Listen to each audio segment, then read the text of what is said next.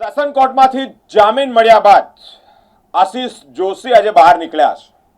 Ward number 15ના Congress corporator આશીષ જોશી રાજપીપળા જેલમાંથી બહાર નીકળી અને મીડિયા સમક્ષ તેઓએ માહિતી આપી છે।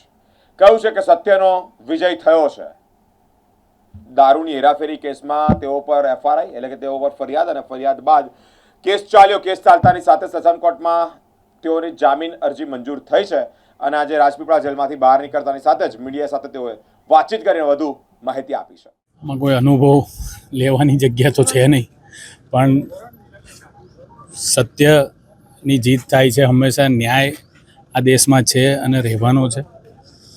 કોઈ ગમે તેટલા કાવતરા કરે, ચૂંટણીની શરૂઆત થઈ એ પહેલેથી જ મારા વિરુદ્ધમાં કાવતરા થવાના છે એવું મેં ગયા વખતે 17 મે 2025 જ્યારે મારી પર લેન્ડ ગ્રેબિંગ દાખલ થયું હતું એ જ સમયે કીધું કે આવનાર દિવસમાં આશીષ જોશીને ગુંડો, બુટલેગર તમામ સાબિત કરવામાં આવશે અને જે આ સત્તાધારી પક્ષે છેલ્લે કર્યું, પણ આ દેશમાં કાયદો અને ન્યાય વ્યવસ્થા આજે જીવિત છે અને એના પરિણામના ભાગ સ્વરૂપે હું આજે જેલ મુક્ત થયો છું, પણ હજુ દોષમુક્ત થવાનું બાકી છે અને એ પણ આ દેશના ન્યાયતંત્ર પર મને ભરોસો છે। આવનાર દિવસમાં જે આ ખોટો કેસ કરવામાં આવ્યો છે એને અમે ન્યાયતંત્રને ન્યાયને કાયદાકીય લડત આપીને એમાંથી પણ પાર ઉતરીશું। સર, આપની ઉપર જે આરોપ લાગ્યા છે કે જે દારૂ પકડાયું છે ને એમાં તમારું નામ આવ્યું છે, કોણ છે, મંગાવનાર કોણ છે એ પણ સત્તાધારી પક્ષ જ જાણતો હશે। અમે તો ચૂંટણી પ્રચારમાં વ્યસ્ત હતા। ક્યાંક હાર ભાખી ગયેલી પાર્ટીએ અમને ખોટી રીતે ફસાવવા માટે આ કારસ્તાન કર્યું છે। કયો વ્યક્તિ છે, કોણ ડ્રાઈવ કરતું હતું, આજ દિન સુધી અમે નથી જોયો, નથી જાણ્યો, નથી એનો કોઈ અમારી જોડે સંપર્ક નંબર।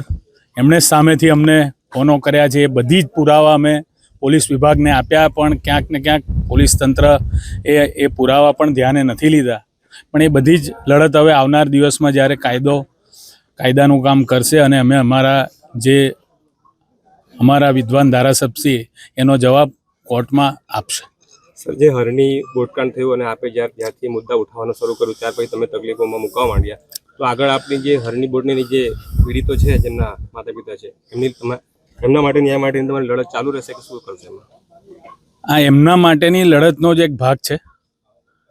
ફરીથી લડવું, ચૂંટણી જીતવી, પીડિત પરિવારોને ન્યાય અપાવો, વડોદરા શહેરમાં થયેલા ભ્રષ્ટાચાર ઉજાગર કરવા, એને ન્યાય અપાવો, એ બધી જ બાબત અમે આવનારા અમારા 5 વર્ષના જે પણ પ્રજાલક્ષી કામો છે એનો પહેલો ભાગ આ જ છે કે આ શહેરમાં થયેલા ભ્રષ્ટાચાર, અતાપીની ફાઇલો ગુમ થઈ ગઈ, કોઈ જાતની પોલીસ ફરિયાદ નથી નોંધાઈ, શહેરમાં કરોડોનું ફાયરનું કૌભાંડ થયું, 20-20 રૂપિયાની સિસોટી જે ખરીદવામાં આવી 3600 રૂપિયામાં, આ બધી જ બાબતો અને સૌથી મોટો મુદ્દો છે જે હરણી લેકકાંડ અને જે અમારા 12 માસૂમ બાળકો અને 2 શિક્ષિકાઓનો જીવ ગયો છે। આજે 2 વર્ષથી વધુ સમય થઈ ગયો છે। આજે જ આ રાજકોટ ગેમ ઝોનને પણ આજે 2 વર્ષ પૂરા થયા છે, ત્યારે એક આ આખો કરુણાનો કોરિડોર જે છે ગુજરાતની અંદર, જે માતાઓએ પોતાના બાળકો ગુમાવ્યા છે એની લડાઈ છે અને એ આવનાર દિવસમાં ચાલુ રહેવાની છે।